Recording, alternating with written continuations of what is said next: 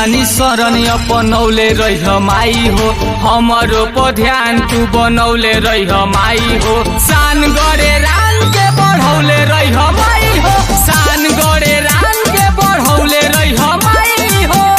मन के सर झुकौले रह माई हो, आपन आशीर्वाद बनौले रह माई हो।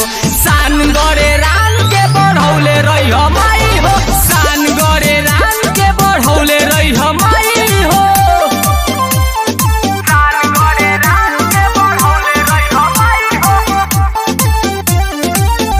Mixed by Arya Recording Studio, Suhanpur। महिमा महान बाराउर माता रानी, जाने ई दुनिया जहान जी। कबहू कम नहीं होखे हो देहब पाल जी के सहान जी।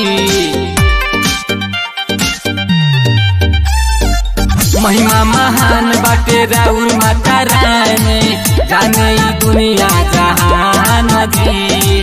कबहू कम नहीं होके हो देहब पाल जी के शान जी।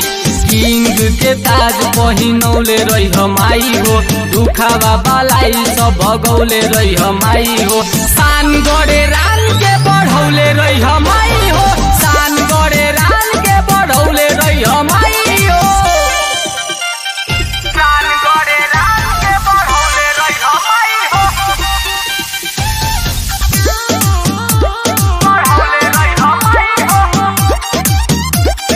Music by Aryan Babu।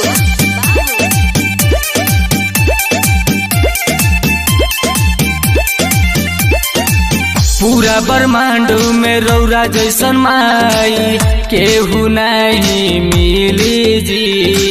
Bihari रंगीला गाई के भजनिया देखी ना उतर गईल जी।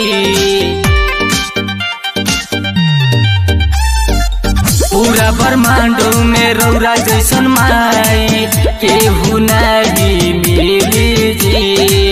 बिहारी रंगीला गाई के भजनिया देखी ना उतर गईल जी। अमित बताया बरसौले रह माई हो, राजन रोहित के हंसौले रह माई हो। सान गरे रान के बढ़ौले रह माई